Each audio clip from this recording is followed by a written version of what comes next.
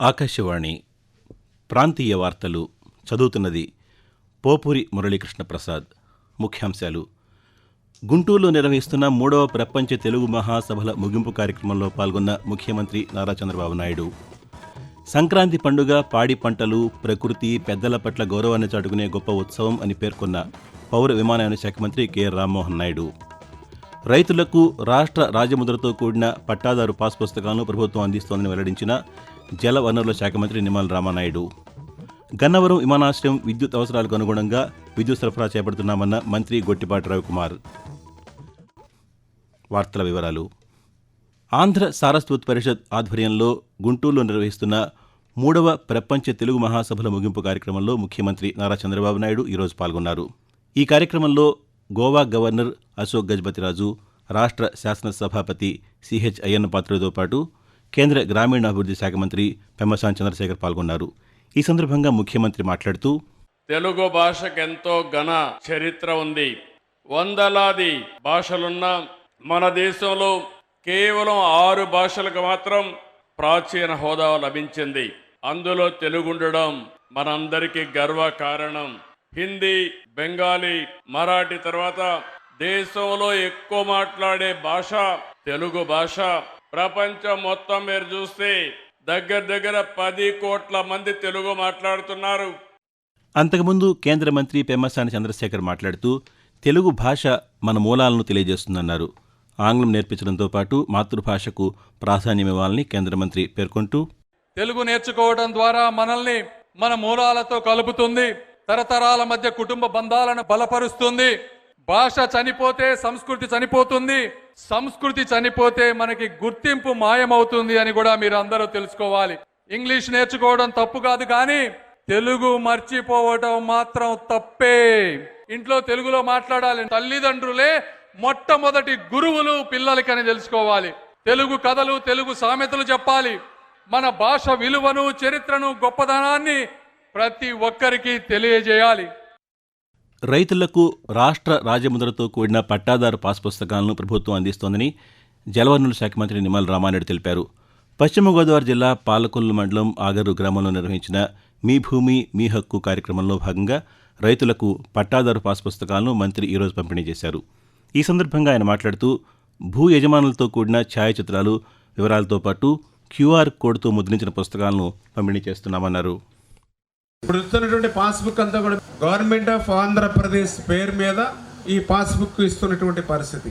దీంట్లో ఎవరైతే సాగుదారులు, రైతులు ఎవరైతే ఉన్నారో వాళ్ళకి సంబంధించినటువంటి ఫోటోలు, అదేవిధంగా గవర్నమెంట్ ఆఫ్ ఆంధ్రప్రదేశ్ సంబంధించినటువంటి లోగోతోటి, ఇది ఒక రాజముద్రతోటి ఈ యొక్క పాస్బుక్లు అన్ని కూడా మీ అందరికీ ఇస్తున్నటువంటి పరిస్థితి. ఇందులో QR కోడ్ కూడా ఉంది. ఇప్పుడు ఈ QR కోడ్ని కనుక మీరు స్కాన్ చేస్తే మీకు ఉన్నటువంటి భూమి వివరాలన్నీ వచ్చేస్తాయి.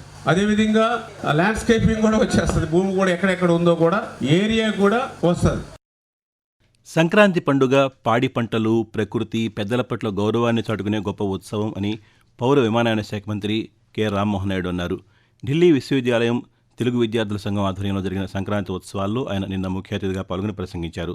విద్యార్థులు తమ భాష, సంస్కృతి, సాంప్రదాయాలను మర్చిపోకుండా పెద్ద ఎత్తున పండుగలు జరుపుకోవడం అభినందనీయమని చెప్పారు.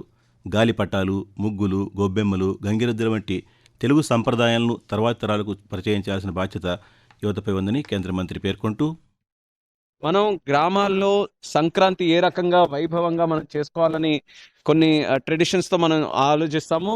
వాటన్నిటిని కూడా ఇక్కడ ఏర్పరిచి మొట్టమొదటిసారి ఢిల్లీలో సంక్రాంతి సంబరాల్లో గంగిరెద్దులు కూడా పెట్టి, అలాగే వాటితో పాటు భోగి మంటలు, అలాగే పొంగల్, ఇవన్నీ కూడా మంచి పిండి వంటలతో, మన ఆంధ్ర తెలంగాణ వంటలతో తెలుగు వాళ్ళందరూ కూడా ఆనందపడేలా వైభవంగా ఇక్కడ సంక్రాంతి జరుపుకోవడం చాలా ఆనందంగా ఉంది. ఫెస్టివల్స్ని మనం వాటిని కొనసాగించే విధంగా మనం కార్యక్రమాలు చేయాలి. దానికి యువత పెద్దపీట వేసిన కార్యక్రమం చేయడం చాలా ఆనందంగా ఉంది. రాష్ట్రంలో పర్యటిస్తున్న మారిషస్ దేశ అధ్యక్షులు ధరంబీర్ గోకుల్ ఈరోజు విజయవాడలోని ఇంద్రకీలాద్రిపై వేయించేసి ఉన్న శ్రీ దుర్గామల్లేశ్వర స్వామివార్లను దర్శించుకున్నారు. ఆలయం వద్దకు చేరుకున్న ఆయనకు దేవస్థానం అధికారులు పూర్ణకుంభంతో స్వాగతం పలికి దర్శనం ఏర్పాట్లు చేశారు. ఈ సందర్భంగా అమ్మవారికి ఆయన ప్రత్యేక పూజలు నిర్వహించారు. అనంతరం గుంటూరు జిల్లా మంగళగిరిలోని శ్రీ లక్ష్మీ నరసింహస్వామివారిని దర్శించుకున్నారు. ఆకాశవాణి ప్రాంతీయ వార్తలు వింటున్నారు. గన్నవరం విమానాశ్రయం అవసరాలకు అనుగుణంగా విద్యుత్ సరఫరాకు చర్యలు చేపడుతున్నామని విద్యుత్ శాఖ మంత్రి గొట్టిపాటి రవికుమార్ తెలిపారు. కృష్ణా జిల్లా గన్నవరంలోని విమానాశ్రయానికి విద్యుత్ సరఫరా చేసేందుకు వీలుగా 30.65 కోట్ల రూపాయలతో నిర్మించిన విద్యుత్ ఉపకేంద్రాన్ని మంత్రి ఈరోజు ప్రారంభించారు. అనంతరం ఆయన మాట్లాడుతూ విద్యుత్ మౌలిక సదుపాయాల విస్తరణలో భాగంగా గన్నవరం విమానాశ్రయం సమీపంలో విద్యుత్ ఉపకేంద్రాన్ని నిర్మించామని చెప్పారు. పెరుగుతున్న పట్టణీకరణ, పారిశ్రామిక అభివృద్ధికి అవసరమైన విద్యుత్ మౌలిక సదుపాయాలు అభివృద్ధి చేస్తున్నామని మంత్రి పేర్కొన్నారు. ప్రథమ స్వాతంత్ర్య సంగ్రామానికి ముందే దక్షిణ భారతదేశంలో బ్రిటిష్ వలస పాలకుల దౌర్జన్యాలకు వ్యతిరేకంగా స్వాతంత్ర్య పోరాటం జరిపిన రేనాటి యోధుడు వడ్డే ఓబన్న జయంతి వేడుకలను ఈ నెల 11వ తేదీన రాష్ట్ర పండుగగా నిర్వహించనున్నట్టు బీసీ సంక్షేమ శాఖ మంత్రి ఎస్ సవిత తెలిపారు. గుంటూరు జిల్లా తాడేపల్లిలోని క్యాంపు కార్యాలయంలో వడ్డే ఓబన్న జయంతి వేడుకలపై నిన్న సమీక్ష నిర్వహించారు. ఈ సందర్భంగా మంత్రి మాట్లాడుతూ ఓబన్న జయంతిని అన్ని జిల్లా కేంద్రాల్లోనూ, రాష్ట్ర స్థాయి కార్యక్రమాన్ని అనంతపురంలోనూ నిర్వహించనున్నామని తెలిపారు. Viksit Bharat guarantee for Rozgar and Ajeevika mission Gramin VBG RAM G పేరిట కేంద్ర ప్రభుత్వం తీసుకొచ్చిన ఉపాధి పథకంపై తిరుపతి జిల్లా శ్రామికులు సంతోషం వ్యక్తం చేస్తున్నారు. ఇప్పటివరకు ఉన్న పని దినాలను 100 నుంచి 125 రోజులకు పెంచడాన్ని వారు స్వాగతించారు. ఉపాధి హామీ కూలీల వేతనాలను పెంచుతూ నిర్ణయం తీసుకోవడం ద్వారా తమకు ఆర్థిక భద్రత కల్పిస్తుందని తిరుపతి జిల్లాకు చెందిన ఉపాధి కూలీ సుజాత తెలియజేస్తూ, మహాత్మా గాంధీ పథకంని ఇప్పుడు వికసిత్ భారత్ గా 100 రోజుల్ని 125 రోజులు పెంచినారు. 100 రోజులు పెంచినారు కాబట్టి మాకు ఆదాయం పెరిగింది. ఇంత మంచి పథకాన్ని తీసుకొచ్చిన ప్రధానమంత్రి నరేంద్ర మోడీ గారికి మా ధన్యవాదాలు. రాష్ట్ర నైపుణ్యాభివృద్ధి సంస్థ ఆధ్వర్యంలో శ్రీకాకుళం జిల్లా కొత్తూరులోని శ్రీ వెంకటేశ్వర డిగ్రీ కళాశాల ప్రాంగణంలో ఈ నెల 7వ తేదీన ఉద్యోగ మేళా నిర్వహించనున్నట్టు జిల్లా నైపుణ్యాభివృద్ధి అధికారి ఓ సాయికుమార్ ఒక ప్రకటనలో తెలిపారు. ఈ మేళాలో 10 ప్రైవేటు కంపెనీలు పాల్గొని సుమారు 350 ఉద్యోగ నియామకాలు చేపట్టనున్నట్టు తెలిపారు. 10వ తరగతి, ఇంటర్మీడియట్, ఐటీఐ, డిప్లొమా, డిగ్రీ చదివిన 18 నుండి 30 ఏళ్ల వయసు గల యువకులు అర్హులని తెలిపారు. ఈ ఉద్యోగ మేళాలో పాల్గొనే అభ్యర్థులు తప్పనిసరిగా naipunyam.ap.gov.in వెబ్సైట్లో నమోదు చేసుకోవాలని సూచించారు.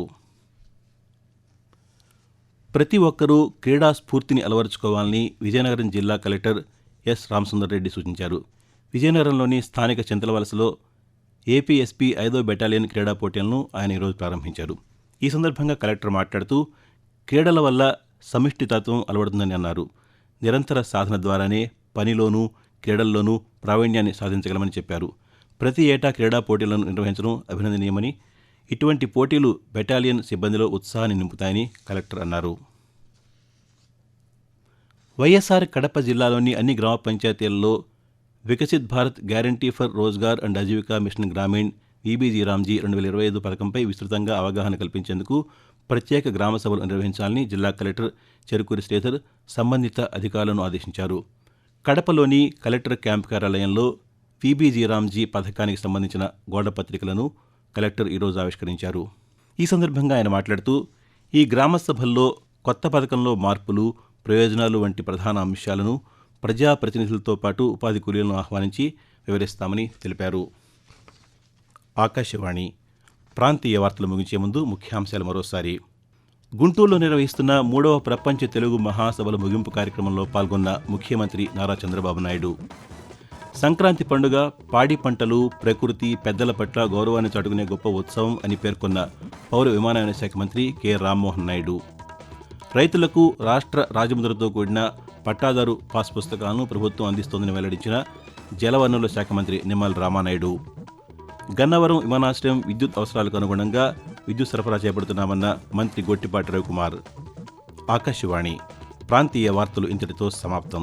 తిరిగి సాయంత్రం 6 గంటల 10 నిమిషాలకు విశాఖపట్నం కేంద్రం నుంచి ప్రాంతీయ వార్తలు వింటారు.